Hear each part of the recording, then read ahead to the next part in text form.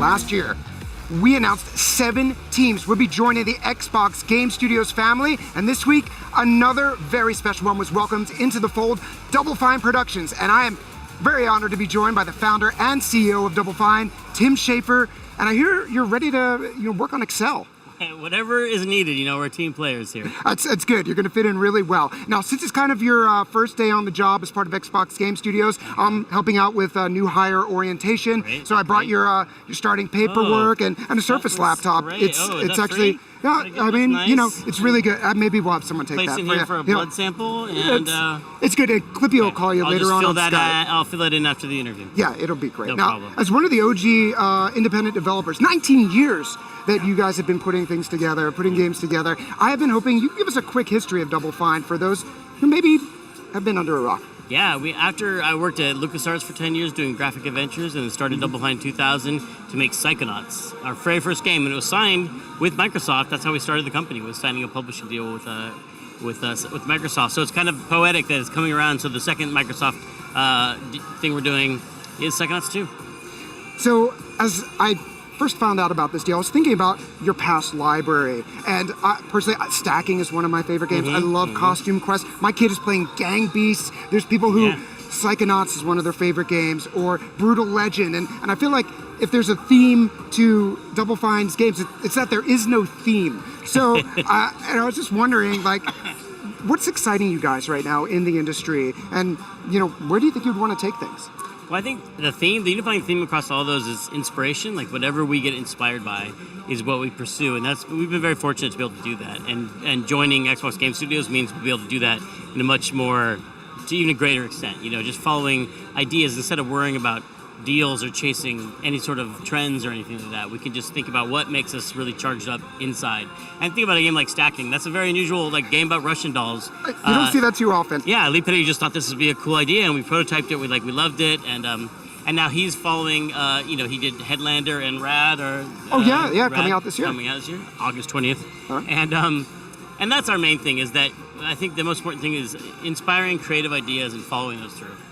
That's cool. So let's talk about Psychonauts 2. People are very excited to see more of it. The game was announced back in 2015. So what's it been like returning to this beloved title?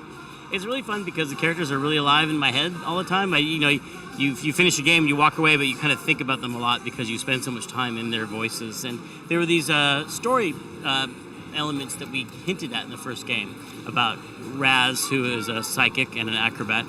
His family's all cursed to die in water, and we don't really go into why that was. And in the second game, we get to actually pick that up and explore his family history and explore why his family was cursed to die in water and how that fits into the larger plot of the Psychonauts themselves, the whole organization. So it's bringing a lot of story elements to their full realized form. So there was a VR game called Rhombus of Ruin, right, which there's some canon information in here, and Psychonauts 2 picks up from that. So did you include any elements from Rhombus of Ruin's gameplay into Psychonauts 2, which is a very different type of game? Yeah, the story flows from Psychonauts 1, where at the end, the head of the Psychonauts, Truman Zanotto, is kidnapped, and then Rhombus of Ruin, you go and rescue him. But it was meant to be just almost like a backstory for the second game, which is once you've rescued the head of the Psychonauts, he still is acting funny. And you find out there's a mole in the Psychonauts, and you find out that someone is trying to bring an old psychic villain back to life. And there's a lot of this, finding out that this organization, the Psychonauts, international spy organization that uses psychic powers to do powerful works of spy work, is in trouble. And Raz, who has tried to be a member of this organization all his life, now has to help them survive. Okay, and he's it's his first day on the job. He's got a new suit. So what can you tell us about what's working as a Psychonaut like? Well, you work inside. Your office is actually inside people's minds. So Raz can astrally project himself into someone else's consciousness and then see their literal demons and monsters and fight them like they're real things. And so they can also create spaces inside other people's minds to trick them into revealing information because they are spies. So in this case, in this demo that we're showing at E3, the Psychonauts have implanted this office space that looks very sterile to trick one of the employees, or one of the, actually Dr. Lobato, who's the villain in the first game, into revealing who hired him to kidnap Truman Zanotto. And so they create this mental space of an office, and then it starts to fall apart. And because Dr. Lobato's a dentist, it starts to get really dental very quick, and a lot of teeth show up. And you do. Yeah, and hopefully you're not afraid of the dentist, because this level will give you nightmares. I've been putting that off for some time, but we have great dental here at Microsoft, That's so great. you don't need to do that. Just gotta fill out that form. Any new psychic moves players are going to get to use? Yeah, well, in this demo we're bringing back a lot of the original psychic powers like telekinesis, pyrokinesis, and Psyblast.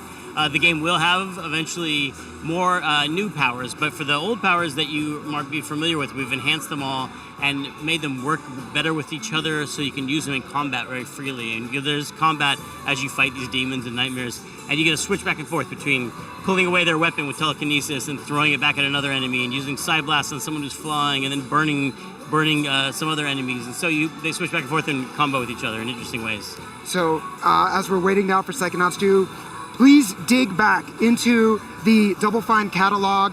You'll have Rad later this summer, but there's so much to play. You're going to find a favorite game, and no two are alike. So Tim, I'm glad you're on the team. Thank you so much for coming by, and I'll see you at the company picnic. Awesome. Thanks for your company picnic. Yeah.